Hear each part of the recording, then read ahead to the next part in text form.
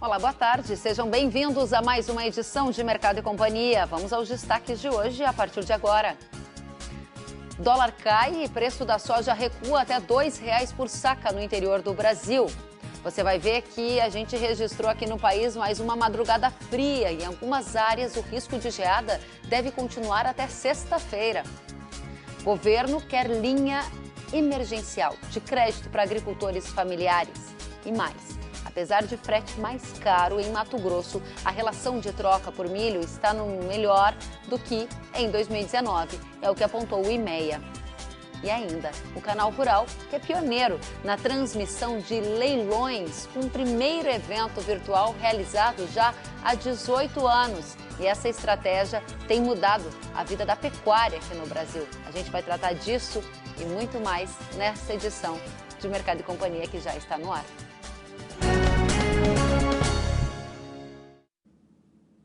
E a gente abre a edição de hoje já atualizando a cotação do dólar.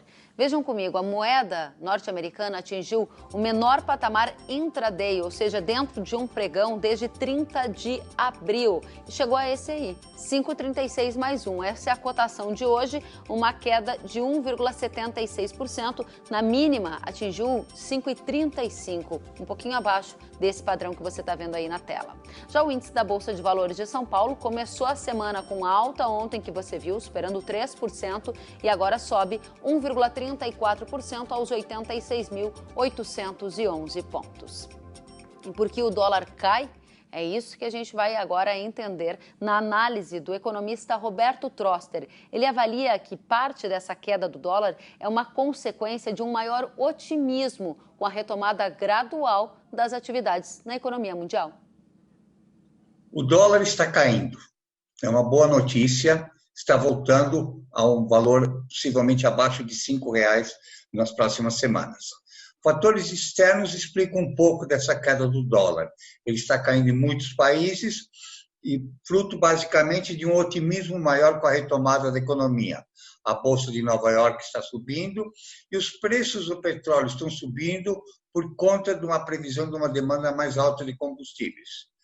Ou seja, os sinais de uma retomada da economia mundial estão cada vez mais fortes. Internamente, a cotação do dólar estava próximo dos R$ 4,00 no início do ano, quando a projeção de déficit do balanço de pagamentos era de 58 bilhões.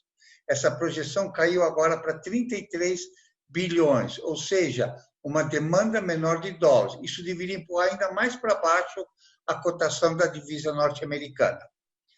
O razoável é que essa queda continue e nas próximas semanas, se não houver uma grande alteração, tanto no resto do mundo, no que está acontecendo na economia mundial, como na política cambial brasileira, o dólar deve continuar caindo.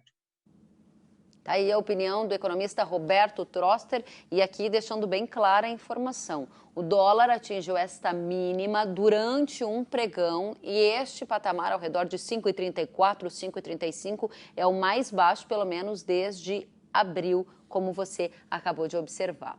E essa queda do dólar fez o preço da soja cair. R$ 2,00 por saca, segundo a consultoria Safras e Mercado. Em Passo Fundo, no Rio Grande do Sul, a saca caiu de R$ 109 para R$ 107. Em Cascavel, no Paraná, o preço passou de R$ 104 para R$ 102. No Porto de Paranaguá, o recuo foi de R$ 110,50 para R$ 108,50. O que vai acontecer de agora em diante com o preço da soja, nós vamos saber com o analista de mercado Enio Fernandes. Enio, que está ao vivo conosco. Boa tarde, seja muito bem-vindo, Enio. Boa tarde, Kelly. É sempre um prazer falar com você. Muito obrigada. Essa queda que a gente observou no preço da soja de até R$ 2,00 por saca no interior do Brasil se deve unicamente ao fator câmbio? Sim, na verdade, Kelly, a gente tem que entender que de sexta para cá o câmbio deu uma acalmada, né?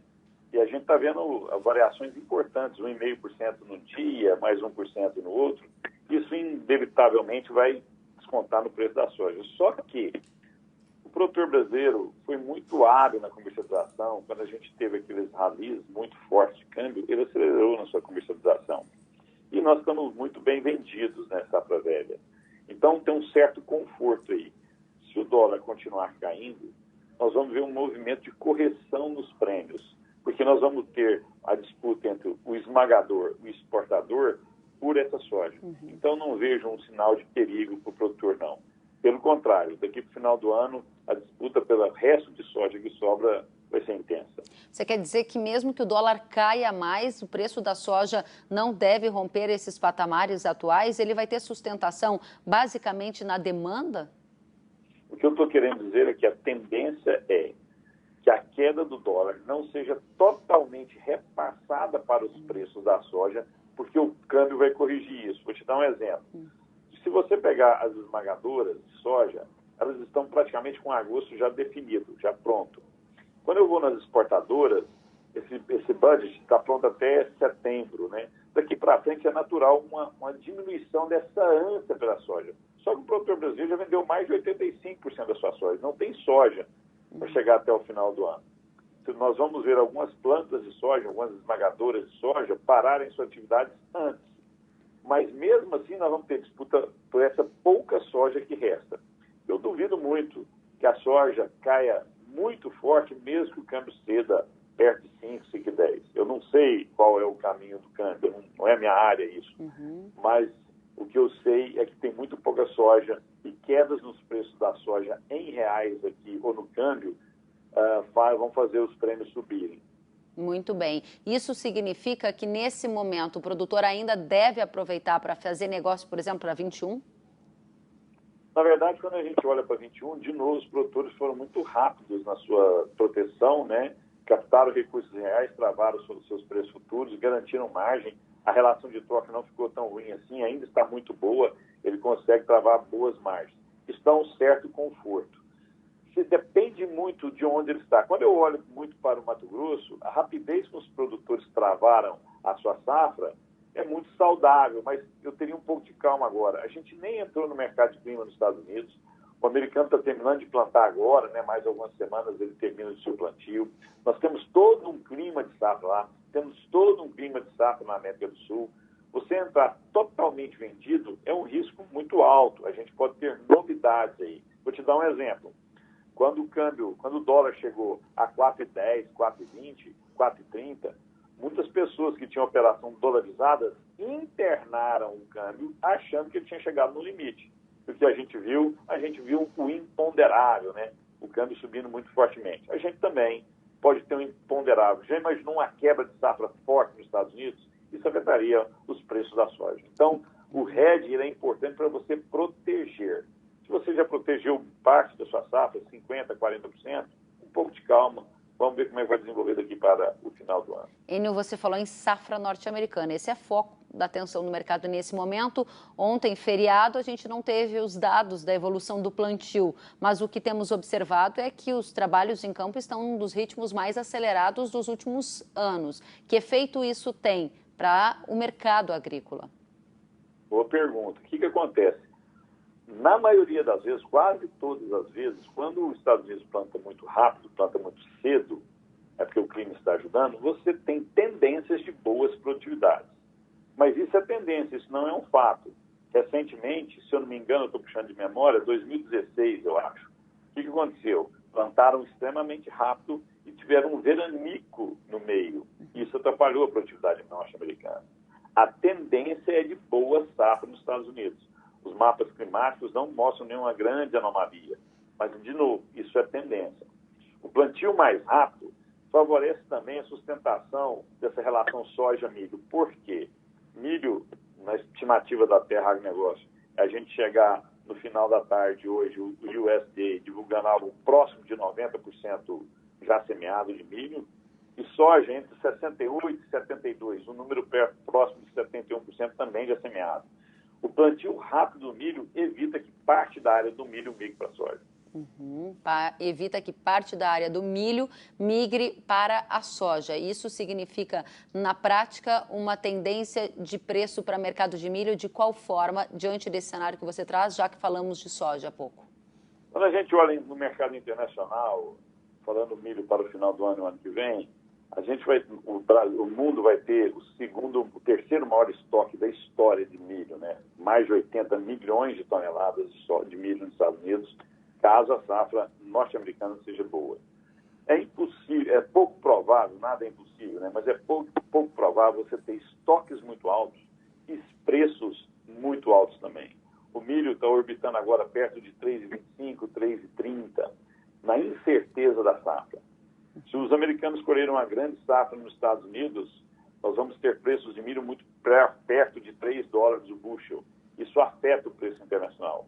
De novo, o Brasil vai depender muito da cotação do dólar. A que nível vai estar o dólar no final do ano? Se nós tivermos o dólar mais baixo, preços de milho perto de 3, os preços internacionais do produto vão ceder no mundo inteiro. Enio, você fica na região de Rio Verde, Goiás, um polo produtor de milho no Brasil. Como é que estão os preços agora, com expectativa de entrada de safra, mas também com acompanhamento da condição climática, né? A gente viu aí, de novo, onda de frio, levando o risco de geada para o radar de todos nós.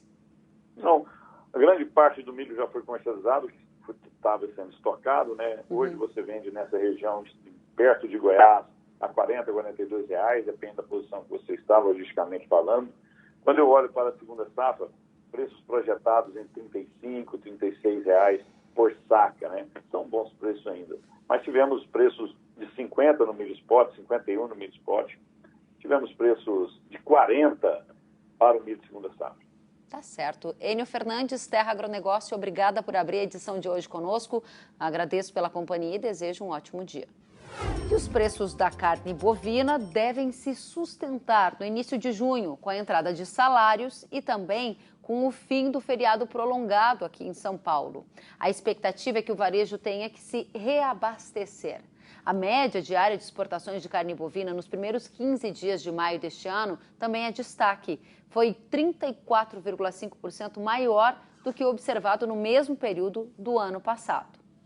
E por causa destes fatores, a Scott Consultoria projeta firmeza no preço pago pela arroba do boi. Vamos aos detalhes com o analista de mercado Iberville Neto. Iberville, muito boa tarde. Estes fatores conjugados vão manter o preço e podem até dar um suporte para cotações mais altas? Boa tarde, Keren. Boa tarde a todos. A nossa expectativa é que o mercado siga firme e agora com a virada de mês, existe alguma expectativa de recomposição de estoque do varejo. Claro que nós não podemos colocar muitas fichas nesse feriado e ao que as informações preliminares que nós temos é que realmente são de que houve uma melhoria, mas nada fora de base.